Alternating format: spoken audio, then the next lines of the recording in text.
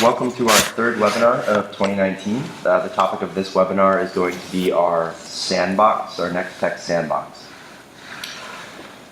So please let me know if you are having trouble hearing me or are not able to see the slide deck that I'm presenting.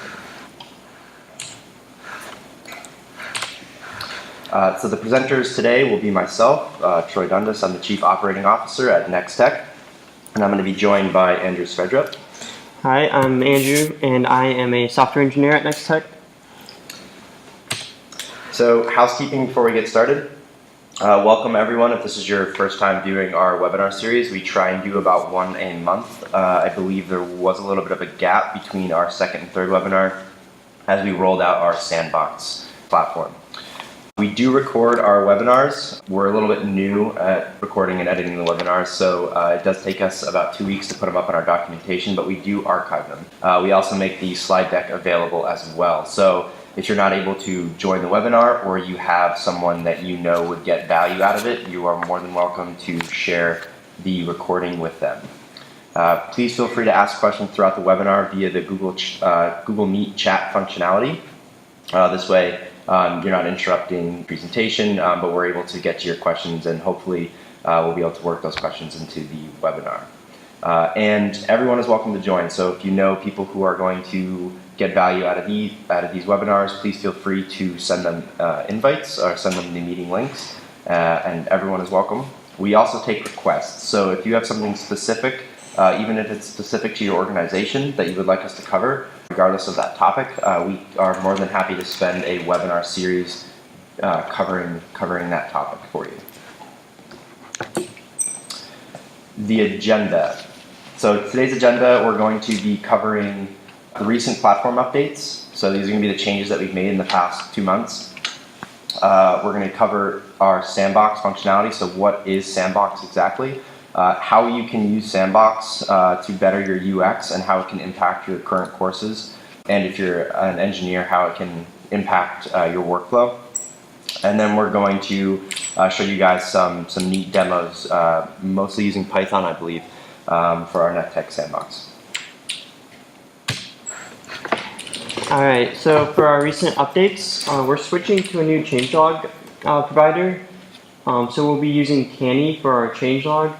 This is where we host our feature requests and bug reports, so this more closely integrates with those, and everything's now in one place, so it's easier to find.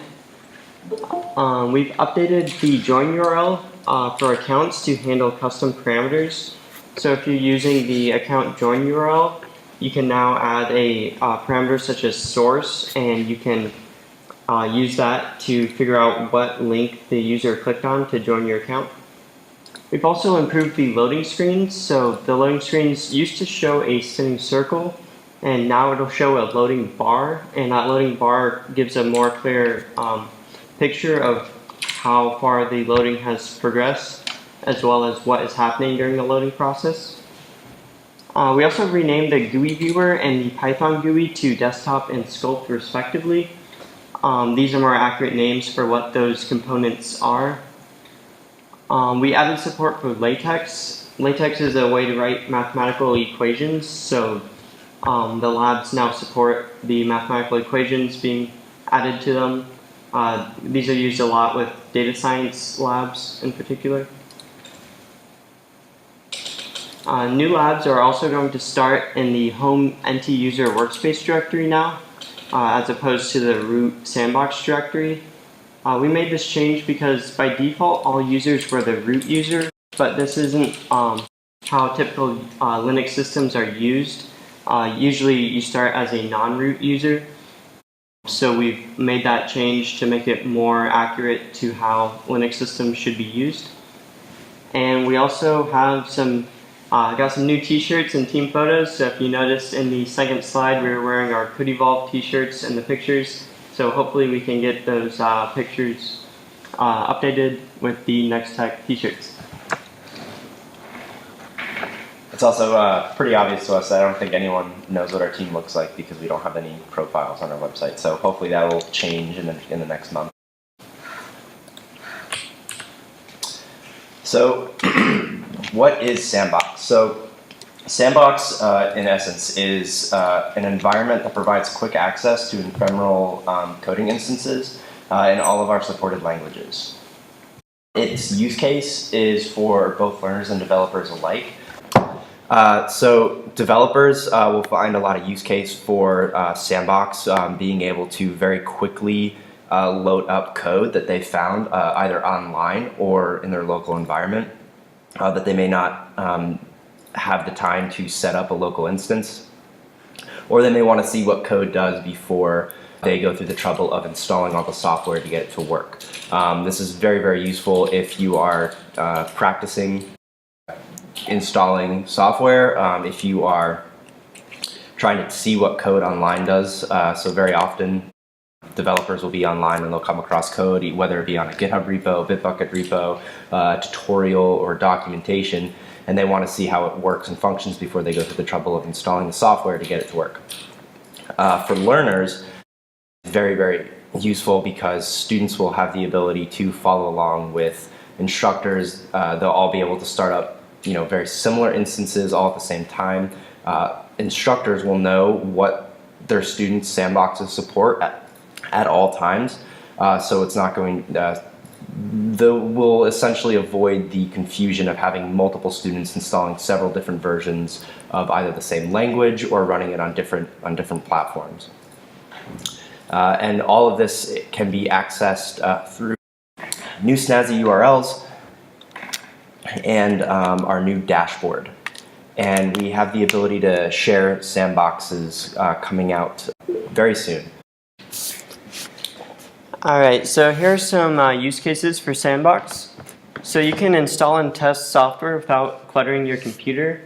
So any type of software you want to install, most of it can be installed and tested and ran. And this won't leave a bunch of files on your computer or install programs on your computer that you maybe didn't want to install or didn't know how to install it, so you kind of ended up with a bunch of files that you want to now delete from your computer. You don't have to worry about that anymore. You can just do that install in a sandboxed environment. It'll provide students with a fresh on-demand environment which start in a few seconds. So anytime you want a new compute environment, you can start it up in just a few seconds. Students can build things and break things safely. Again, it's a sandboxed environment, so it won't affect the computer they're working on. It's just the sandbox environment, which can just be, a new one can be started if the old one gets messed up for any reason. You can easily and quickly follow along with coding demos. So wherever you're at, if you want to write some code, you can just launch a sandbox and start writing some code. The sandbox also has desktop access, which we'll get to in a bit during the demo, and it has Jupyter Notebook support, which we'll take a look at during the demo as well. And then it autosaves your files, so everything you do is autosaved. You don't have to worry about losing your work or remembering to save. Everything is saved. Alright, so now we're going to jump into a few different demos. So the first thing that I'm going to show you is that how fast it is to launch a sandbox. So this can be done using our URLs. So nt.dev.python will launch our Python sandbox. And for those of you who have seen our product used as part of the services arm or the creator, you'll notice the main difference is that there are no instructions in a sandbox. So sandboxes aren't designed to have instructions embedded. Sandboxes are designed for these ephemeral coding environments. So what I'm going to demo today are going to be a couple Python notebooks. So I'm actually going to drag and drop a bunch of notebooks onto the platform right now.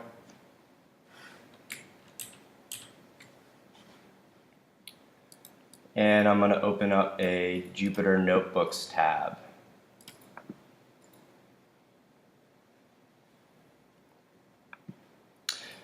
So there's a bunch of notebooks in here. I grabbed 2 Python and a bunch of Perl notebooks. Perl's a little odd. I actually had a request for Perl yesterday, so I came across some Perl notebooks when we were practicing for this webinar, and I decided I think it'd be kind of neat to kind of show how we can support Perl in like an engineering and sciencey sense. So I'm going to open up some of these notebooks, and you can see how fast it was for me to just completely load this software into the platform. So all of these notebooks I found online. I actually came across some tutorials from a couple different colleges where the tutorial had the notebook in a downloadable link, and all I needed to do was download the link and upload it to the Sandbox, and everything worked. So this particular notebook is covering the different reactions that chemicals make when they come into contact with one another. So this is a very science-heavy notebook.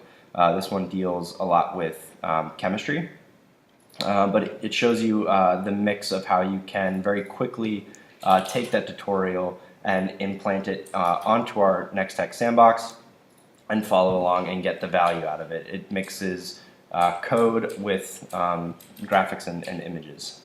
And I know yesterday someone had inquired about using Perl. Jupyter Notebooks does support Perl. We don't have the kernel set up. If you were running Sandbox, you could set up the kernel yourself. But I did just want to show a Perl notebook really quickly.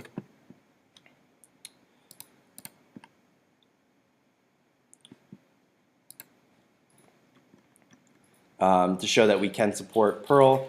You can use Perl through Jupyter Notebooks, and the type of code and images that a student could be potentially working with in a matter of seconds.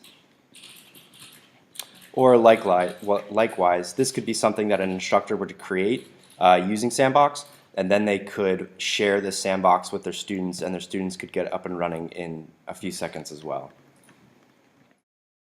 Alright, so now I'm going to show a demo for a Python environment. We could do it in this one, but I'm just going to launch a new one.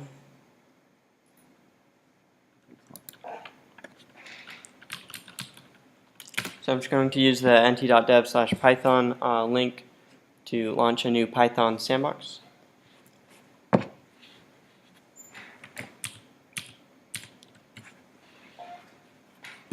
Alright, so for this we're going to just create a simple Python or a short Python program.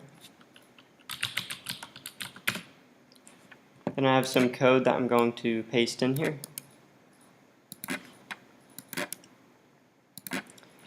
So this is a short program. It uses Python Open Weather Map to get the weather, and it prints it out. So we can just run this.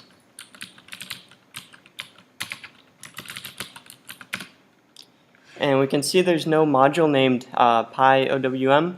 That's the Python Open Weather Map module. But to get that, this is a full Linux computer that you have access to.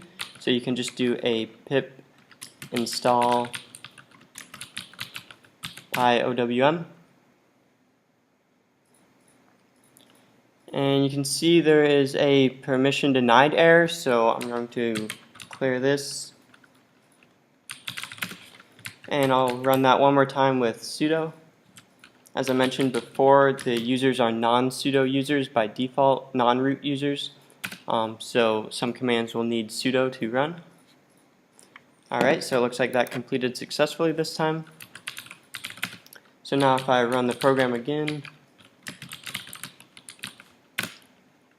we can see it prints the temperature. Alright, so that's a simple demo of what you can do with writing code on the platform. Now I'll show the full GUI, or the desktop display. So we renamed this from full GUI to desktop display to show, to make it more accurate as to what it actually is. It's actually like a desktop display. So I'm going to run a GUI program in it to show it.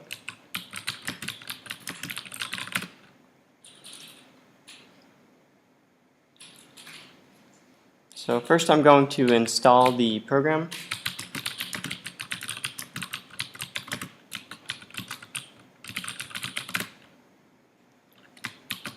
So it's installing a simple calculator program.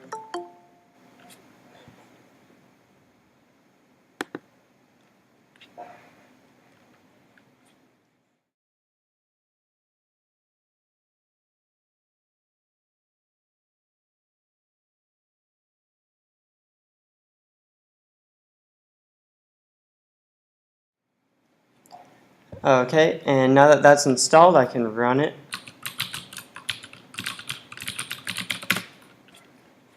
And you can see the calculator appears right here. So this is a almost just like using it on your local computer, except for it runs inside the Sandbox. So you can use this, and this will work with other GUIs as well. So if you write code that if you write a program that creates a calculator, you can run that and see that calculator displayed in the desktop as well. So that is going to conclude the demo portion. If you do have any follow-up questions, please send us an email. Again, if you have any suggestions, please send those as well. I apologize for the poor audio and my intermittent coughing, but I hope you guys enjoyed this webinar, and I hope it was very valuable and you all got some really great information out of it. And we'll all talk to you soon.